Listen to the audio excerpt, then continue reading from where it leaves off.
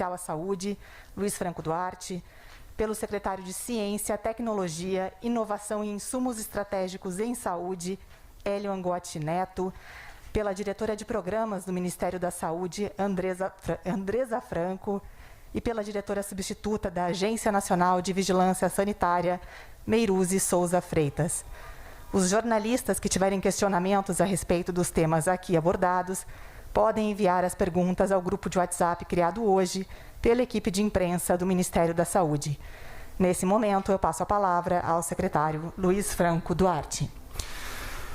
Boa noite a todos. Iniciamos esta coletiva de imprensa lamentando as 115.309 vidas perdidas para a Covid-19.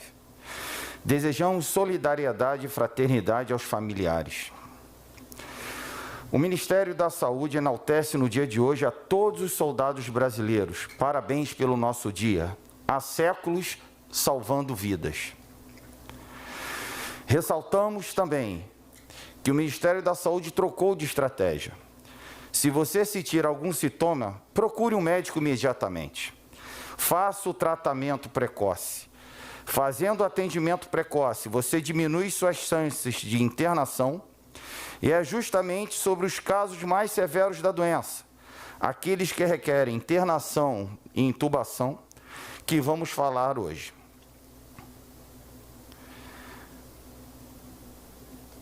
Tem que seguir aí. Tem que estar passando.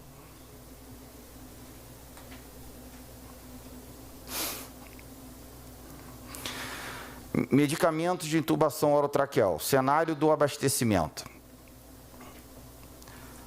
Cenário do abastecimento. Antes, vários estados informaram sobre o desabastecimento, estoques baixos e alto consumo dos medicamentos, introdução dos bloqueadores no processo de intubação, comprometimento da segurança do paciente, disseminação do vírus e ausência de medicamento. Procura mundial pelos medicamentos dificultou a comercialização e influenciou o parque industrial, com aumento de produção. Quero ressaltar o trabalho também do Ministério da Economia, que, juntamente com o Ministério da Saúde, alavancou todo o nosso parque industrial. Hoje, integração multilateral entre governo, indústrias e agências reguladoras. Visualização nacional de produção e vendas de medicamentos. Equalização estratégica dos estoques. Reabastecimento nacional. Ações estratégicas e contínuas para a manutenção dos estoques. Medicamentos de intubação orotraqueal, manutenção da sedação e analgesia. 7 ações para equalizar os estoques. Inicialmente, começamos com a requisição administrativa, centralização dos estoques excedentes das principais indústrias nacionais entre o dia 26 de junho e 20 de agosto. Nós, inicialmente, procuramos essa estratégia para que nós não interferíssemos tanto na gestão dos entes estaduais como dos entes municipais. Então, os contratos em vigor, eles tiveram esse tipo de preocupação para que nós não atrapalhássemos as gestões dos locais e prejudicasse o paciente da ponta da linha. Concomitantemente, disparamos a Operação Uruguai, esforço sinérgico de instituições para requisitar o excedente produtivo no Uruguai. Agradecimentos ao Ministério da Defesa, Ministério das Relações Exteriores, a Anvisa, Tribunal de Contas da União, Controladoria Geral da União, Ministério da Economia e Receita Federal. Sem esse esforço dessas instituições contínuo e ombro a ombro, a operação não teria sucesso. Foi naquele exato momento que, em 4 dias, conseguimos abastecer na ponta da linha, no estabelecimento de saúde, em 4 dias, essa medicação chegou à região sul e parte do Mato Grosso do Sul. Então, agradeço muito pelo sucesso da operação e foi um trabalho conjunto de todo o Ministério da Saúde e estas instituições que eu acabei de elencar. Concomitantemente, o Ministério da Saúde também fez as aquisições internacionais e aquisição por meio licitatório da OPAS. Concomitantemente, sistema de registro de preços é uma ferramenta estratégica que toda administração pública usa. Essa ferramenta ela teve uma finalidade dual, de dar celeridade logística e equalizar os preços de um país. Participaram desta licitação 48 entes federativos entre estados e capitais do país. Esse pregão foi o pregão número 110 de 2020, que tiveram 8 itens dessa medicação homologados e que hoje todos os estados e capitais podem fazer, que fizeram parte desse certame, fazer a compra imediatamente. Então, é uma ferramenta que teve um objetivo dual e que hoje toda a gestão estadual, como também toda a gestão municipal, poderá utilizar a ferramenta. A próxima ação, essa é uma ação mais atual, que é a requisição de informação, que foi expressa pelo acordo de cooperação entre Anvisa, Receita Federal e o Ministério da Saúde como interveniente. Ferramenta de BI com informações diárias de estoque e distribuição das indústrias e empresas nacionais. Essa requisição de informação é uma informação muito estratégica para que a gente possa equalizar em tempo real a medicação. Então, se eu sou gestor daquele município e tenho a informação que um estabelecimento de saúde privado detém aquela quantidade de medicação, eu, pelo um simples empréstimo, eu vou lá, peço emprestada a medicação do estabelecimento particular, privado, e posso suprir todos os estabelecimentos públicos ou qualquer estabelecimento privado filantrópico, tá, que tenham todo o sistema SUS. Então, essa informação é de suma estratégica. O gestor da ponta da linha, ele pode utilizar da ferramenta de requisição, ele pode utilizar a licitação, ele pode pedir emprestado, ele pode fazer uma contratação direta utilizando a Lei 13.979, ele pode simplesmente requisitar, né, utilizando a força da própria Lei 13.979, ou seja, várias ações que o gestor ele pode tomar de posse da informação. E vai ser uma informação cirúrgica. Se ele quiser requisitar ou contratar, ele sabe que na cidade dele, ele tem de posse daquela quantidade e daquele medicamento. Então, é uma ferramenta primordial. E é um acordo que vai ficar como legado para o país. Para o país. A sexta ação é o acordo tripartite entre o Ministério da Saúde e a Secretaria Municipal de Saúde do Rio de Janeiro, que é ela que alavancou os empréstimos tanto da Redditor como da Unimed Rio. De novo, eu quero ressaltar o espírito de solidariedade da Secretaria Municipal de Saúde. E aí, liderada pela doutora Bia Busch, né? Liderada pela doutora Bia Busch.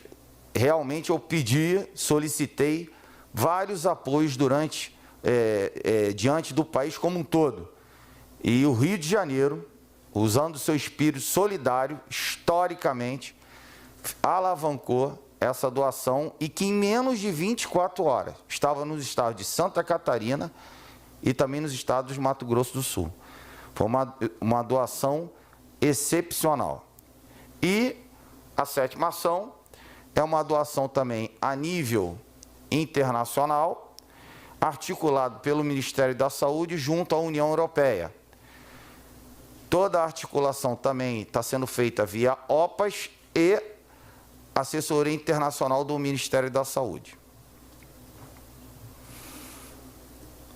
Monitoramento de estoques e vendas de medicamentos e tal chamamento da Anvisa. É para você, né? Boa noite a todos. Boa noite.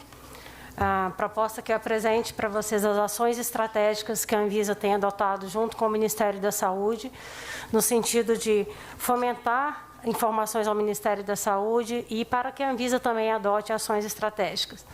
Então, a proposta é apresentar para vocês os dados que já foram requeridos por meio do edital de chamamento publicado pela Anvisa em 13 de agosto de 2020, no qual há requerimento de solicitações de informações de produção, distribuição e venda das empresas que detêm registro no Brasil. Tá? Esse edital, o público-alvo dele são as empresas detentoras de registro. Ele tem a validade por 60 dias. Discute-se a prorrogação desse edital a partir de necessidades do próprio Ministério da Saúde ou da Anvisa para tomada de decisão. Os dados são compartilhados diariamente com o Ministério da Saúde para que seja possível a tomada de ações estratégicas. Ele é organizado tem informações relativas a estoque de medicamentos, venda e distribuição, cenário de risco de desabastecimento para que se possa tomar alguma atitude regulatória no sentido de minimizar os riscos ou impactos e informações gerais solicitadas pela Anvisa. Esse é o cenário de dados que é apresentados, né? Então, eu queria colocar quais os medicamentos. São todos os medicamentos identificados como estratégicos, como anestésicos, relaxantes musculares e sedativos, utilizados no manejo clínico dos pacientes com a COVID. A data de requerimento dessas informações foi a partir de 14/8/2020. É importante dar uma olhada em relação aos gráficos aqui que relaciona o mundo. A maior parte da produção ela é feita, que abastece o mercado brasileiro, é das indústrias que aqui fabricam. Então, reafirmando que as indústrias nacionais ampliaram seus sites fabris e aumentaram a sua capacidade, é possível perceber, a partir de dados avaliados pela Anvisa, que algumas empresas ampliaram em 3 vezes, até 5 vezes a sua capacidade produtiva, de maneira a aumentar e ofertar o acesso a esses medicamentos no Brasil. Tem sido outros entes também participando do mercado nacional. Importante colocar que no Brasil a gente registra produtos fabricados em outros países. E aqui desses medicamentos, sites como da Europa, da própria Ásia, também a Índia tem se despontado na entrega desses medicamentos ao Brasil. O que a gente percebe é que nos últimos tempos, especialmente no último mês, com a mudança do panorama da pandemia, no mundo, tem se ampliado a participação no mercado nacional de produtos importados. Então, apenas para citar como exemplo, a gente estabeleceu quanto que a empresa vende, quanto que ela tem em estoque. Eu vou citar aqui como o medicamento citrato de fentanila, que é possível perceber que em 10 dias de solicitação de informações, a gente tem em torno de 5,4 milhões de unidades de ampolas fabricadas ou disponibilizadas no mercado, sendo que desse quantitativo as empresas venderam 3 milhões e 300 e ainda há nos seus estoques 2 milhões e 100. Isso a gente solicitou para todos os medicamentos que estão registrados na Anvisa e que fazem parte dessa estratégia no manejo clínico dos pacientes. A gente destacou aqui, a coluna está na unidade milhão. E essas informações, as quais elas estão restritas aqui na apresentação, elas são integralmente apresentadas ao Ministério da Saúde. Tem a informação relacionada ao CNPJ do fabricante, sua razão social, qual o número do lote que ele fabricou, a data da liberação, a quantidade produzida, a quantidade vendida, os estoques, qual que é a característica desse medicamento, né? O teor e concentração, aqui como que ele apresenta comercialmente, o seu volume, e a gente coloca uma observação caso tenha alguma restrição específica relacionada ao lote. Então, todas essas informações são repassadas diariamente. A partir de meio-dia, a Anvisa recebe as informações em torno de meio-dia de cada dia. Então, a gente sempre trabalha com o dia D-1. Hoje aqui estão apresentando os dados relacionados à entrega da Anvisa até o dia 25/8. É importante colocar ali a data de liberação do lote. Por que você está enxergando 21/5/2018? Isso aqui é produto que veio para o Brasil de outros países. Uma vez que a gente tem percebido que tem se deslocado para o Brasil estoques que estavam em outros países, vem se direcionando para o Brasil devido à necessidade de mercado. E 1/9 é quando o estoque estará disponível para liberação para ser comercializado. Esse mapa também é possível visualizar aonde que o medicamento está no Brasil. Então, significa que está todo verde, porque tem medicamento no Brasil inteiro. É um mapa cronométrico. Quanto mais forte a intensidade do verde, significa maior quantidade de medicamento nesses estados. Esse mesmo mapa também nos informa em qual cidade está. Hoje eu diria que a cidade de Pouso Alegre é a cidade do Brasil que tem a maior quantidade de medicamentos, dentro desses medicamentos aqui citados. E também é possível perceber para onde é deslocado essa produção vendida. Isso aqui estou falando exatamente a produção vendida. Se ela é deslocada para o distribuidor, para o estabelecimento privado, um estabelecimento de saúde, ou um hospital, ou uma clínica, para o governo ou para a farmácia. A maioria dos medicamentos aqui colocados, eles são restritos de uso hospitalar. Então, dificilmente você vai encontrar um produto desse em farmácia e drogaria, com exceção do diazepam e haloperidol. Aqui, como informações restritas, mas também abertas ao Ministério da Saúde, a gente tem o nome do detentor do registro, o CNPJ para quem ele está vendendo, o nome desse cliente, o tipo de cliente, se é um distribuidor, se é um hospital, se é o governo, se é uma farmácia e drogaria, qual medicamento foi vendido, qual o número do lote, quais unidades farmacotécnicas. Unidade farmacotécnica a gente chama ampola, qual que é o preço que esse medicamento foi vendido, qual município recebeu esse medicamento, qual estado e a data da venda.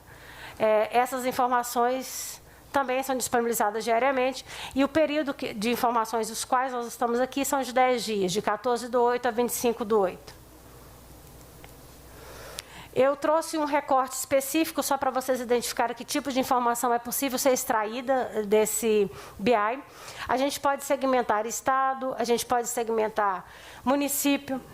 E aqui eu trouxe um exemplo do estado do Rio Grande do Sul. Uma vez que o Rio Grande do Sul, recentemente, também foi citado como estado necessário, que estava com o estoque de abastecimento necessário como alerta para o Brasil. Então, para o cenário, o Rio Grande do Sul, hoje eu diria que a cidade de Porto Alegre, Erechim, são as cidades que receberam maior volume de medicamentos vendidos nesse período. Esses medicamentos eles foram deslocados, parte 11,56% para o governo. Para os governos, entende-se também os hospitais, pode ser hospitais públicos, direcionado ao estabelecimento privado, aos hospitais privados ou clínica, e 47,37% direcionados aos distribuidores.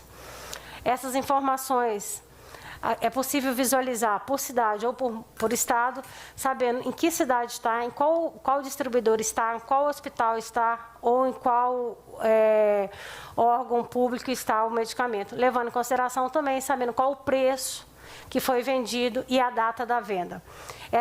Todas essas informações são extraídas desse BI que a Anvisa montou de forma a ofertar as informações ao Ministério da Saúde, mas também para subsidiar suas tomadas de decisões. Aqui é só um cenário também no Rio Grande do Sul, citando, por exemplo, que no Rio Grande do Sul hoje tem vendido para o Rio Grande do Sul 890 mil ampolas de midazolam, 700 mil ampolas de morfina, para mostrar o cenário que a gente também consegue mapear. E também em qual cidade eles estão. Essas informações todas podem ser extraídas a partir dessa ferramenta. Essa ferramenta também trouxe para a Anvisa que as empresas nos informassem quais os motivos a risco de desabastecimento ou suspensão da produção. A partir dessas informações, a Anvisa pode adotar medidas regulatórias no sentido de favorecer o retorno ao abastecimento ou tomar atuações junto com o Ministério da Saúde ou com demais entes de forma a favorecer o abastecimento. As empresas também nos informam qual que é a previsão do retorno da produção. Através dessa ferramenta, a gente também tem monitorado esses dados. Eu também monitoro diariamente quantas empresas enviaram as informações para a Anvisa, qual o período, se não enviou a informação, para que a gente possa tomar alguma atitude, se for o caso, uma medida restritiva ou, inclusive, uma adoção de uma medida mais enérgica e a adoção de medidas de penalidades sanitárias. Bom, chego ao fim da minha apresentação, colocando que as próximas etapas é continuar monitorando esses dados, né, nesses 60 dias, avaliar a necessidade de prorrogação ou avaliar a necessidade de ampliar o escopo de medicamentos controlados nesse sentido. Eu agradeço e fico à disposição. Deixa eu, antes da doutora Andresa iniciar o seu prosseguimento, eu gostaria de agradecer em público o trabalho incansável da doutora Meiruzi à frente da Anvisa, para que pudesse o Brasil ter a transparência necessária do que acontece com os nossos medicamentos. Então, gostaria hoje, no Dia do Soldado, prestar minha continência à doutora Meiruzi.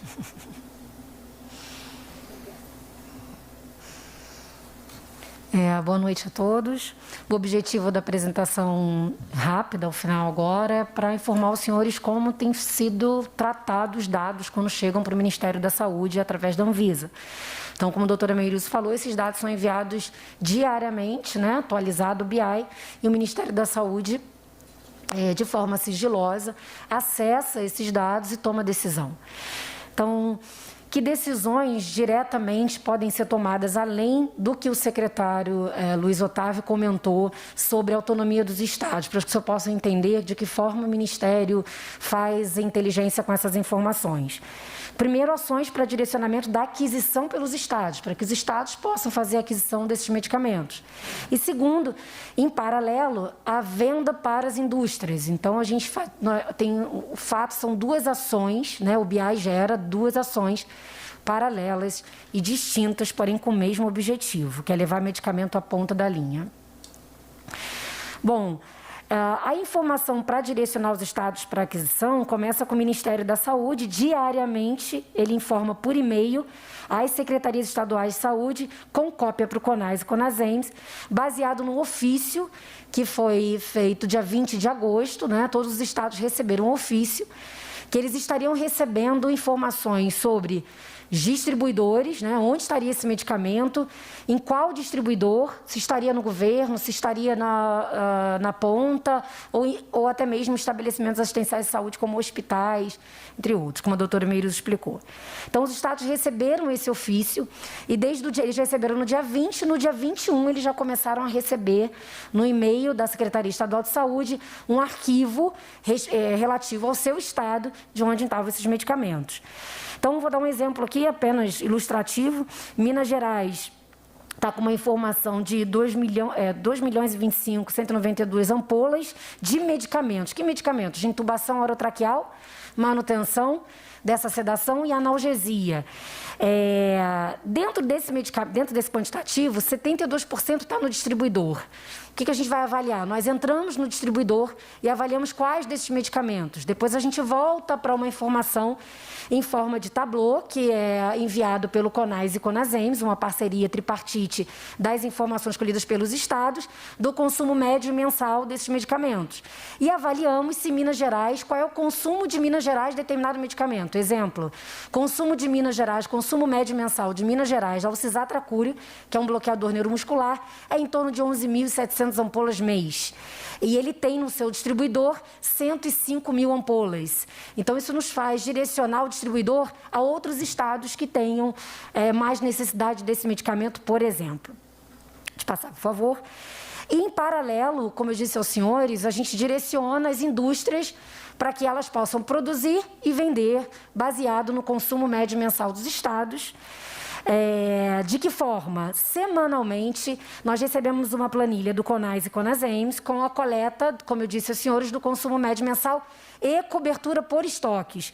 Quais medicamentos que podem estar com estoque zerado, qual medicamento de 10 dias, semanalmente. Então, essa informação está indo para a indústria, para que a indústria possa direcionar as vendas para os medicamentos com menor cobertura. Além disso, a gente passa uma planilha de consumo médio mensal. Então, essa informação é semanal.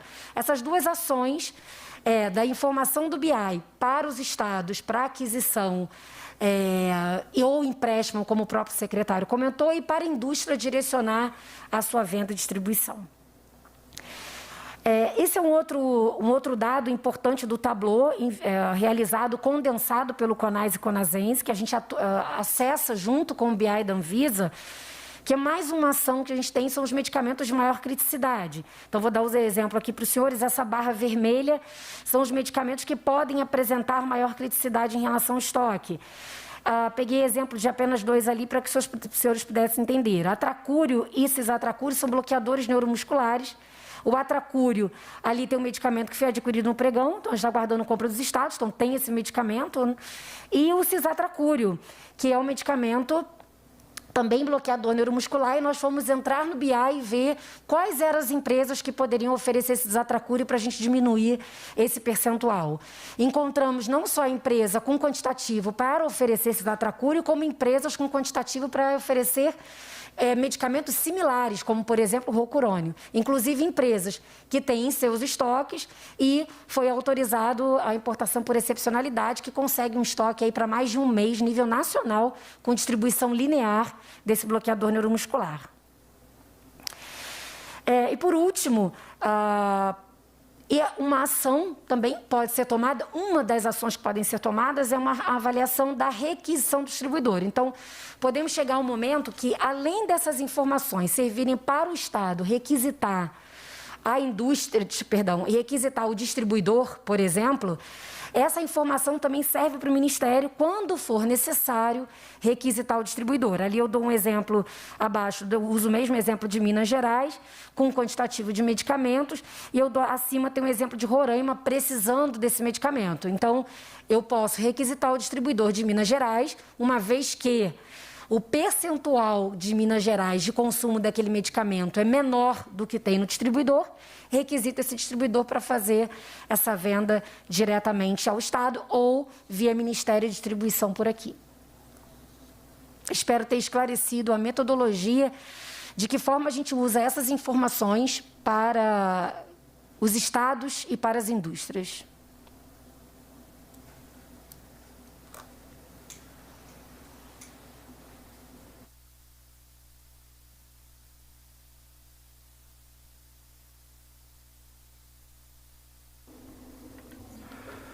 Senhoras e senhores, boa noite. Falarei também um pouco mais sobre a distribuição de medicamentos para intubação orotraqueal em atendimento às demandas feitas a nível nacional. Só relembrando, foram 7 estratégias, essas estratégias disparadas em conjunto com diversos agentes que têm colaborado com o sucesso dessas ações. Essa colaboração denota o quê? Denota uma ação de Estado. É uma conjuntura de forças realmente que tem trabalhado pensando no Brasil e no bem do cidadão. Então, não temos como agradecer o suficiente, né, por todo esse apoio, toda essa ajuda que encontramos das diversas instâncias governamentais. Só falando um pouquinho sobre a requisição administrativa, nós temos uma quantidade já de unidades de fármacos de 621.958 unidades para a região norte, por meio de requisição administrativa, 1.211.975 unidades para o Nordeste de medicamentos para intubação orotraqueal, 439.119 unidades para o Centro-Oeste, 1.441.248 para a região Sudeste, 380.605 unidades para a região Sul, mais de 4 milhões de unidades distribuídas. Em nosso painel de informações, podemos acompanhar também diversas outras informações além dessas. E tem também, aí como vocês podem seguir na tela, a distribuição conforme o Estado da União. Quanto de unidades cada um recebeu por meio desse instrumento. Outro instrumento que eu gostaria de comentar brevemente seria o da aquisição internacional ligado à Operação Uruguai, que já foi muito bem explicada, muito bem falada pelo secretário da SAES, e totaliza aí mais de 54 mil unidades distribuídas para Rio Grande do Sul, Santa Catarina, em caráter extremamente emergencial. Foram 4 dias, né, secretário? 4 dias para trazer isso de fora do Brasil, toda uma logística, toda uma cooperação, enfim, com todas aquelas instâncias governamentais, aquelas entidades que foram enumeradas. Então, novamente, agradecemos publicamente a cada um que colaborou. O outro instrumento é o pregão eletrônico, ele alcançou êxito e homologação em 100% do que foi colocado para epinefrina e succinilmetônio. E já estamos no desenvolvimento do segundo pregão. Então, estamos continuando essa busca de possibilidade de compra. Requisição de informações, como vocês viram, foi muito bem explicado que há todo um trabalho de inteligência, de estratégia por trás disso, para realmente dar meios de acesso à população brasileira dos fármacos que são tão necessários para intubação orotraqueal, para manutenção da sedação desses pacientes e para realmente dar a melhor assistência nos casos mais graves da doença. Essa requisição é feita por meio do edital de chamamento público número 8, de 13 de agosto de 2020. Os acordos tripartite, nós temos então com a Unimed Rio de Janeiro mais de 30 mil unidades atendendo Paraná e Mato Grosso do Sul. Redditor colaborou também, fazendo empréstimo de 1.000 unidades para Santa Catarina. E Secretaria Estadual de Saúde do Rio de Janeiro, Indústrias Nacionais, 30 mil ampolas de fentanil para diversos estados. Então, essas são algumas informações adicionais sobre todo o atendimento às demandas para fármacos de intubação orotraqueal. Gostaria também de aproveitar esse momento para falar do trabalho contínuo do Ministério da Saúde. E brevemente eu abordarei o investimento feito em pesquisas para Covid-19 e tuberculose. Covid-19, nós temos aí, em setembro de 2020, a realização do seminário Marco Zero, referente à chamada pública que apoia o desenvolvimento de pesquisas relacionadas à Covid e outras síndromes respiratórias agudas graves. As linhas de pesquisa desse edital, que já veio agora com os resultados, envolvem tratamento, vacina, diagnóstico, patogênese, história natural da doença, carga de doença, atenção à saúde, prevenção e controle. Foram 116 projetos contratados num investimento de 20 milhões do Ministério da Saúde e 45 milhões do Ministério de Ciência, Tecnologia e Inovação. O Ministério da Saúde possui várias frentes. Em nenhum momento houve descuido da pesquisa, pelo contrário. Há um investimento, há um empenho de muitas pessoas da equipe para que os esforços de pesquisa sejam concentrados, não somente na Covid, mas em todo o trabalho regular do Ministério da Saúde. Nós temos, por exemplo, o seminário Marco Zero, que já foi realizado em relação a 4 grandes projetos contratados para o combate à tuberculose. Então, lembrando, estamos em tempo de crise, mas as pessoas adoecem de várias doenças. Há várias doenças comprometendo a saúde do cidadão brasileiro, causando mortalidade, então não podemos cuidar de uma e não cuidar das outras. E o Ministério da Saúde se compromete dia após dia de fazer esse cuidado integral, esse cuidado realmente amplo da saúde do cidadão brasileiro. Nas pesquisas em tuberculose, esse seminário Marco Zero aconteceu recentemente. E o que é um seminário Marco Zero? Os pesquisadores se sentam com a equipe do Departamento de Ciência e Tecnologia, lá na Secretaria de Ciência e Tecnologia, e eles discutem como aquela pesquisa ajuda o sistema de saúde do Brasil.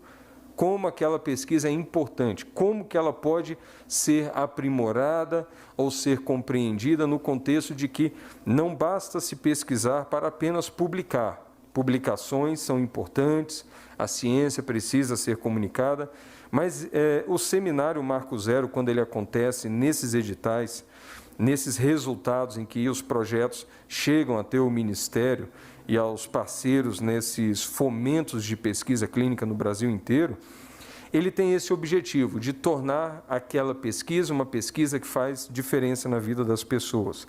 E nesse Marco Zero feito nesse edital, nós temos nas linhas de pesquisas avaliação de testes diagnósticos e biomarcadores, avaliação de esquemas terapêuticos, avaliação de tecnologias ou estratégias para a redução da transmissão. Foram 10 milhões de investimento. Também aproveito a oportunidade para falar de um edital que está aberto, está então em chamamento público para que os pesquisadores, no que nós chamamos de terapias avançadas, saúde de precisão, se apresentem. Houve esse lançamento de chamada pública para apoiar projetos de pesquisa que buscam justamente esse desenvolvimento de plataformas inovadoras, visando o quê? A formação de uma tecnologia nacional para a obtenção de produtos de terapias avançadas, que são estratégicas para o SUS. Terapias avançadas são um conjunto de produtos biológicos utilizados para fins terapêuticos, obtidos a partir de células, são as terapias celulares, ou tecidos, engenharia de tecidos, tecidos humanos submetidos a um processo de fabricação, ou tecnologia envolvendo DNA ou RNA. Tem o objetivo de regular, reparar, substituir um gene defeituoso ou modificar sua expressão. São as terapias gênicas que vêm surgindo por aí. Nós precisamos desenvolver conhecimento, desenvolver ciência, trabalhar esses projetos, gerar esse grande fomento da pesquisa nacional, porque essas terapias são estratégicas. Elas prometem grandes resultados, mas necessitam de segurança, necessitam de normas, avaliações éticas, necessitam de toda uma estrutura de amparo. E esse edital que foi lançado tem como objetivo justamente fomentar a pesquisa para nacionalizar competências tecnológicas, desenvolver no Brasil essa tecnologia, reduzir nossa vulnerabilidade tecnológica e produtiva e desenvolver tecnologias que sejam custo-efetivas para o SUS. Cada vida é valiosa, não tem preço, uma vida não tem preço. Todo esforço necessário é importante para salvar cada vida, para dar um máximo de qualidade para cada vida de cada cidadão brasileiro. Mas nós sabemos que nossos recursos são limitados. Então, nessa busca de tentar oferecer o melhor serviço com equidade, abrangendo o maior número de pessoas, todas as pessoas do Brasil, com o máximo de qualidade, nós precisamos desenvolver essas tecnologias e desenvolver pesquisa no Brasil. Essas linhas de pesquisa envolvem ensaio clínico para tratamento de doenças vasculares periféricas, desenvolvimento de produto de terapia celular ogênica para tratar câncer, doenças autoimunes ou infecciosas, doenças cardíacas, neurodegenerativas, oculares, acidente vascular cerebral, trauma raquimedular, doenças raras, hemofilia, anemia falciforme. Tem a linha de pesquisa que busca o desenvolvimento do produto baseado em edição de genomas para o tratamento dessas doenças raras, desenvolvimento de produto de tecido engenheirado para o tratamento de doenças oculares e lesões teciduais, o estudo do genoma brasileiro, e o investimento é da ordem de 47 milhões de reais por parte do Ministério da Saúde, envolvendo vários departamentos, várias áreas do Ministério da Saúde, financiando mais de 22 milhões para custeio, 15 milhões para bens de capital, equipamento e mais de 9 milhões de reais em bolsas de pesquisa. Quem pode concorrer a esse edital? Pesquisadores com título de doutor ou livre docente, que tenham o seu currículo cadastrado e atualizado, um vínculo formalizado com algum instituto de ciência, de tecnologia do Brasil, e esse instituto tem que ser cadastrado no diretório de instituições do CNPq. Há todo um processo de julgamento dessas propostas, lembrando, o edital está aberto. Então, o pesquisador do Brasil, mande seus projetos, mande o que você tem trabalhado, para poder ser avaliado, poder ser, então, julgado. A chamada foi lançada dia 3 de agosto. Nós demos um prazo para a impugnação dessa chamada. O limite de submissão é 17 de setembro, novamente, 17 de setembro. Teremos uma análise de elegibilidade pela área técnica do CNPq, análise pelos pares, o comitê julgador, comitê de relevância para a sociedade brasileira, um resultado preliminar previsto para 5 de novembro, os recursos 16 de novembro, e pretendemos divulgar o resultado final e a contratação desses projetos dia 30 de novembro de 2020.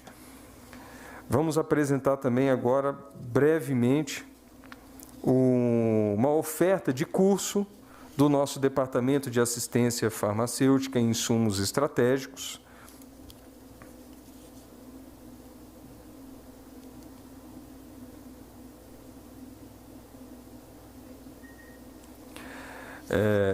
Qual o objetivo? O Ministério da Saúde também não parou em nenhum momento de se preocupar com a capacitação. Está acontecendo o Mentalize, várias iniciativas educacionais foram feitas pelo Ministério da Saúde, cursos de atualização, cursos de preparo de acadêmicos e profissionais de saúde para o enfrentamento à Covid. E também temos todo um cuidado com os gestores, com os profissionais da saúde, estudantes e pessoas que estão interessadas em conhecer um pouco mais das políticas públicas e da assistência farmacêutica no SUS. Então, temos aí a oferta Atualização em Políticas de Saúde e Assistência Farmacêutica no SUS, contendo o histórico de saúde no Brasil, a organização da assistência farmacêutica, planejamento, financiamento, monitoramento da gestão da assistência farmacêutica.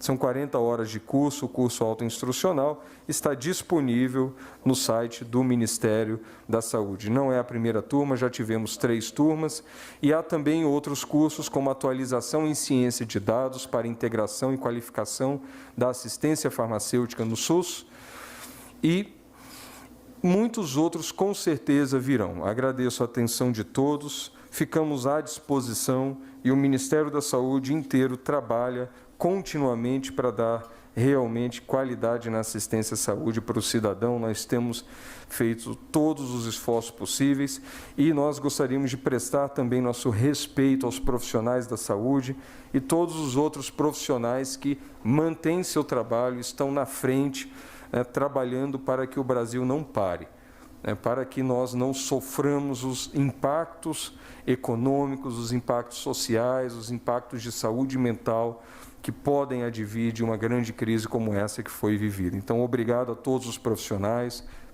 da saúde, e lamentamos a perda das famílias, dos profissionais. Muitos profissionais, infelizmente, faleceram também por causa desse vírus, e isso acometeu o Brasil como um todo. Então, lamentamos pelas perdas, agradecemos por todos aqueles que têm colaborado.